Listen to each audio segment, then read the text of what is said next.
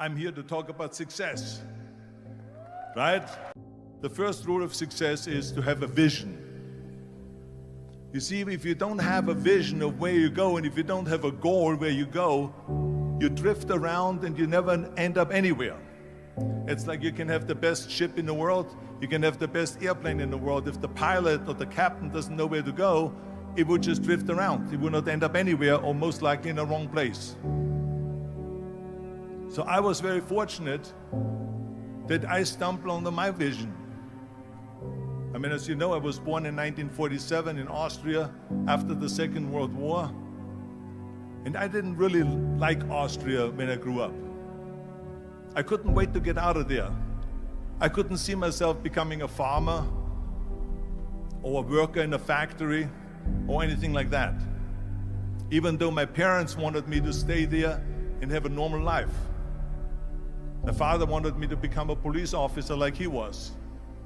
My mother wanted me just to stay there and marry a girl with the name of Heidi, hopefully, and have a bunch of kids and run around like the Van Trapp family in The Sound of Music. But that was their vision, not mine.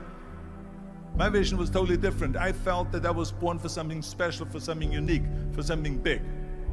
You know how great it felt that I knew where I was going? Imagine the majority of people don't know where they're going. When you have a goal, when you have a vision, everything becomes easy. Because remember that in America, for instance, when you study, you will see the percentage of people that like their jobs. 74% hate their job in America. Now, there's not much different when you come to Europe. The majority of people don't like what they're doing because they're really not doing it because they didn't have a goal and they followed this goal. They just aimlessly drift around, and then all of a sudden there's a job opening, so they get that job because you have to work. But then when you work, it's a chore. It's work. It's not fun. So if you think about, only a quarter of the people really enjoy what they're doing in life. That is unbelievable if you think about it. So I felt so blessed that I knew what I was doing. It's like a medical student that studies and knows he wants to become a doctor. You know where to go. So I knew where to go. So people always ask me, when they saw me in the gym in the pumping iron days, they said, why is it that you're working out so hard? 5 hours a day, 6 hours a day, and you have always a smile on your face. The others are working out just as hard as you do, and they look sour in the face. Why is that? And I told people all the time, I said, because to me, I'm shooting for a goal. In front of me is the Mr. Universe title. So every rep that I do gets me closer to accomplishing that goal, to make this goal, this vision turn into reality. Every single set that I do, every repetition, every weight that I lift will get me a step closer to turn this goal into reality. So I couldn't wait to do another 500-pound squat. I couldn't wait to do another 500-pound bench press. I couldn't wait to do another 2,000 reps of sit-ups. I couldn't wait for the next exercise, for the next half hour of posing and all the kind of things that you have to do to be a champion. And with the age of 20, I went to London and I won the Mr. Universe contest as the youngest Mr. Universe ever. And it was because I had a goal. So let me tell you something, visualizing a goal and going after it makes it fun. You got to have a purpose no matter what you do in life. You got to have a purpose. So that's rule number one, have a vision. Rule number two is, don't listen to the naysayers. Don't listen to the naysayers.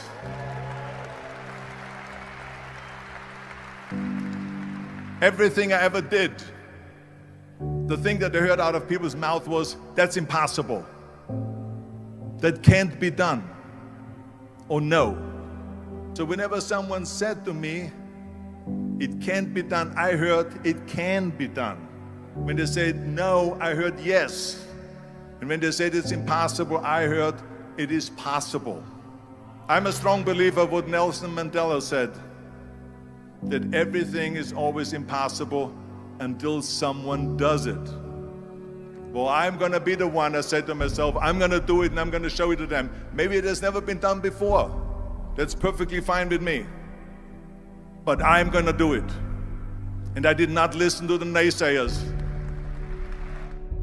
The next thing, the third point that I'm gonna make to you is, before we sit down with Jürgen and talk about the rest of the three, is work your ass off.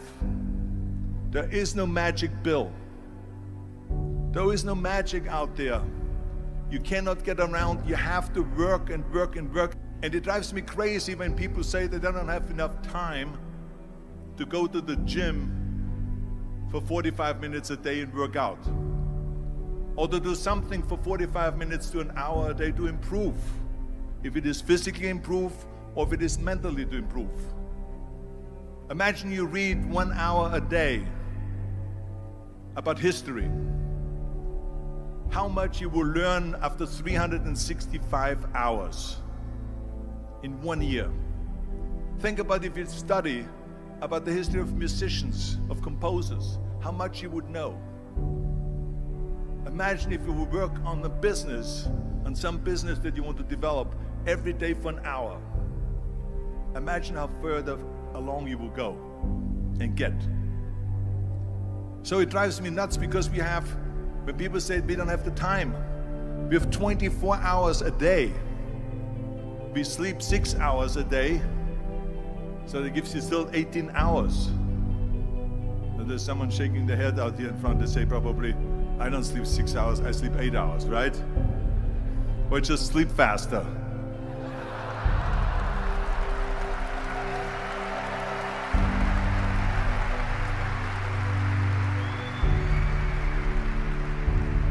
So we have 18 hours a day. The average person works around 8 to 10 hours. So let's assume it's 10 hours, so we have 8 hours left. Then you travel around an hour a day, maybe 2 hours a day. So now you have still 6 hours left. So what do you do with these 6 hours? What do you do with these 6 hours? Then we eat a little bit, then we schmooze a little bit, talk a little bit to people and all that stuff. But you can see how much time there is available if you organize your day. So you got to work hard. I mean, let me tell you something. When I went to America, I went to college. I went and worked out 5 hours a day. And I was working on construction. Because in those days in bodybuilding, there was no money. I didn't have the money for food supplements or anything. So I had to go to work. So I worked on construction. I went to college. I worked out in the gym, and at night from 8 o'clock at night to 12 midnight, I went to acting class 4 times a week. So I did all of that. There was not one single minute that I wasted. I became very friendly with Muhammad Ali in the 70s. And Muhammad Ali worked his butt off. And I saw it firsthand. And I remember that there was a sports writer that was there in the gym when he was working out and he was doing sit-ups. And they asked him, how many sit-ups do you do? And he said, I don't start counting until it hurts. Now think about that. He doesn't start counting his sit-ups until he feels pain. That's when he starts counting. That is working hard. And so you can't get around the hard work. It doesn't matter who it is. As a matter of fact, I believe what Ted Turner said, work like hell and advertise.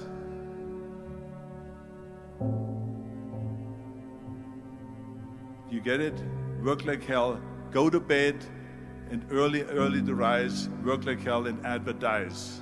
So you work your ass off, and then you let the world know about your work. That's what it is all about. Let people know. If you have a company, if you have a movie, if you do a sports, work your ass off, but then advertise and let everyone know. I hate plan B. And I tell you why. Because we have so many doubters, as I've said earlier, the naysayyers. We have so many of those people that say no, and you can't do it, it's impossible. That is okay, because we just turn off, as I said earlier, and we listen and we hear the no being a yes. You can't do it, you can do it, and all of that. So that is possible to do that amongst all the negative people around you. But when you start doubting yourself, that's very dangerous.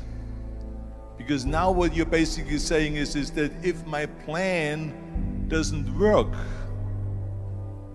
I have a fallback plan, I have a plan B. And that means that you start thinking about plan B, and every thought that you put into plan B, you're taking away now that thought and that energy from plan A.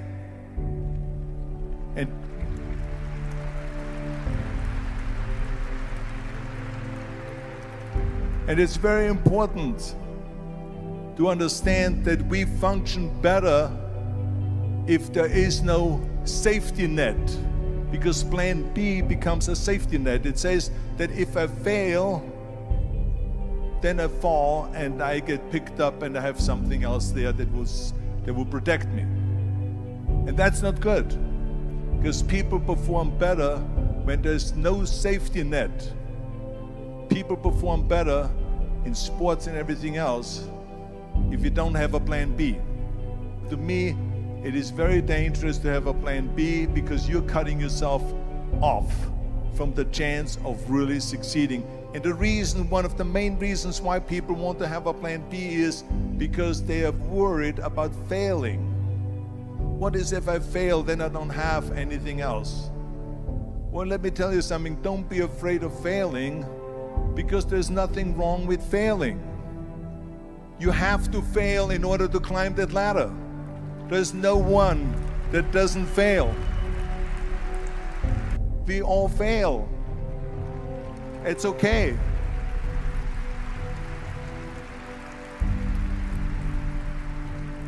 What is not okay is that when you fail, you stay down.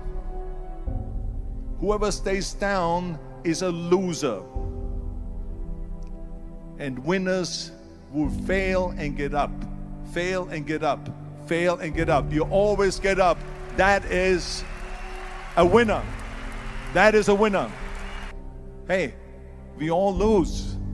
We all have losses. This is okay. And this is why I say don't be worried about losing, because when you're afraid of losing, then you get frozen.